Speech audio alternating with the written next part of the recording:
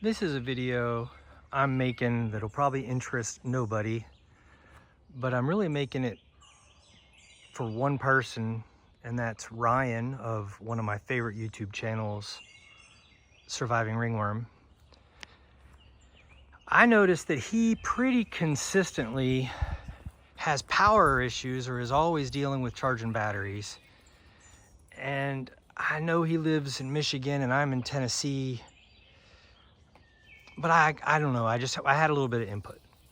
So I've noticed that with just 2 of these solar panels that I have, which are 100-watt solar panels from Harbor Freight, that I am able to keep this small refrigerator running with this 200 milliamp battery, or milliamp hour battery.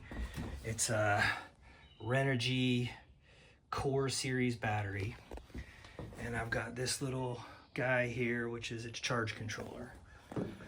And I've had that cooler running non-stop for, I think I'm going on 3 years. I'm past 2 years now.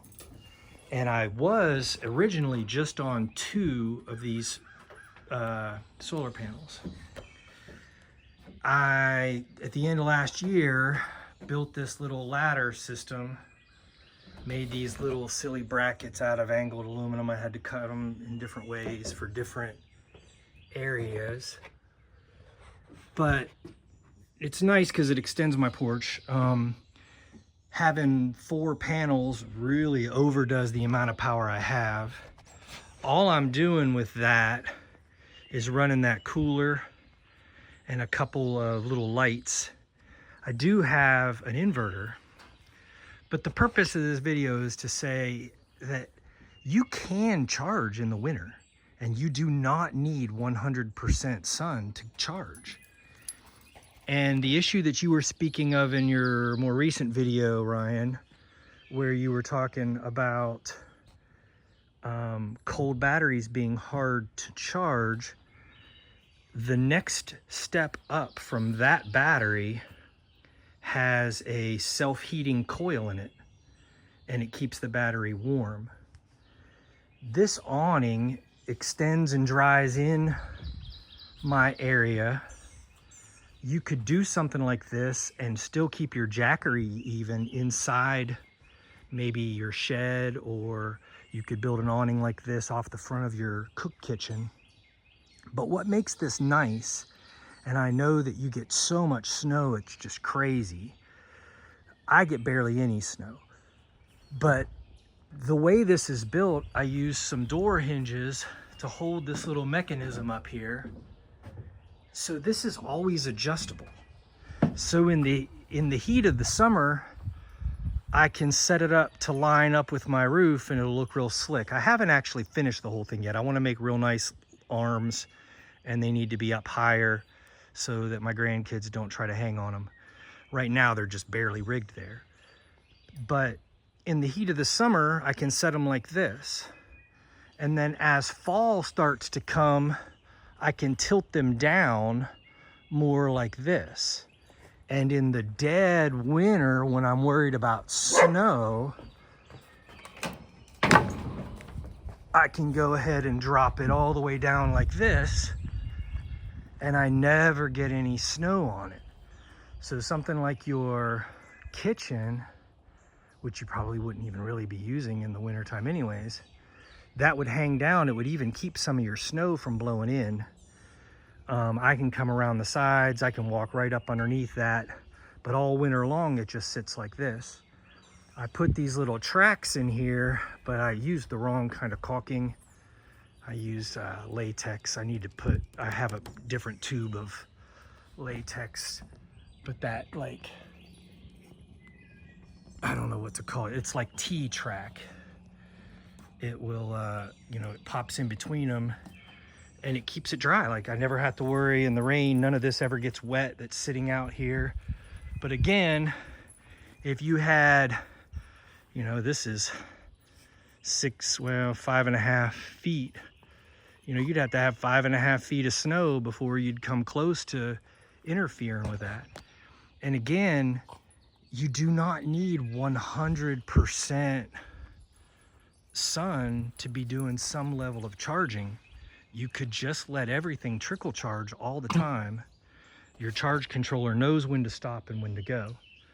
I have another system on my shipping container back there where I'm using a much smaller, just standard little battery, 2 of these solar panels, and all it's doing is running tiny little fans in my shipping container just to keep air circulating. But it runs 24/7, it never turns off. I had to put a small buck converter or whatever you want to call it on the switch or the wires that lead to the fans so that it reduced how fast they were spinning, so my battery would last, you know, all day long, 24 hours a day, because I never want them to turn off. But again, I just have 2 of those 100-watt solar panels, and if you notice, they're aiming right through all these trees. There is no direct sun. In the wintertime, I get some sun on them, a little bit more direct, but there is never a full day's worth of sun. And if you look, my sun is coming right here through this tree. It's going to go through these trees right here and across this. My point being that with almost no sun, and truthfully, this time of year, I ought to lay those flat. If you go in here, it's early in the morning. I think it's about 9 o'clock. I'm still at 12.1%. I'm just using this cheap little charge controller. I'm going into this little itty bitty box. This is the converter where that knob allows me to turn the voltage down. And that is my little itty bitty battery. And what it's doing is it's just running those fans 24/7 because these shipping containers, see if I can find one, they have these little vent holes in them. So I just siliconed on one side of the shipping container. I siliconed 4 of those fans. I have that one battery that I think I paid like $15 for that charge controller, about $5 for that converter. I think it's called a buck converter. That's the charge controller. That is just a circuit board, but technically, or a fuse box, but technically I just had that. You could do it without that. And these 2 solar panels, those fans have been running non-stop for more than a year through a winter and a summer, and I've never had them stop. I did that when I first installed them, they were running full blast with this little dial. I bet you I could turn it up and you could hear them. Let's see.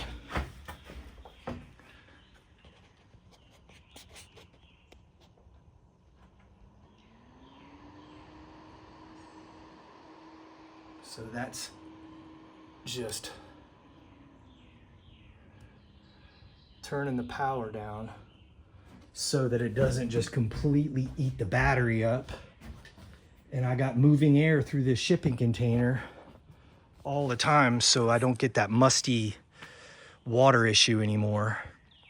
But the point of this video is to say, in my experience as a non-professional guy that's just doing dumb stuff on his piece of property, I have found that you do not need 100% sun, and you do not need, honestly, hardly any. I mean, that shipping container, the whole top of that is sitting in shade, and it is all the time. Even in the winter time, sure, a bunch of them trees don't have leaves, but there's just little splurts of sun that happen. I even have a small little fan for this that only comes on when the sun's out. But, and it works, again, with low sun. So a small battery and is not even necessary for just a single fan, but I wanted those others to run 24/7. But I feel like this situation here would work well for you in the snow, Ryan, because you could, like I said, you just wouldn't get snow on there.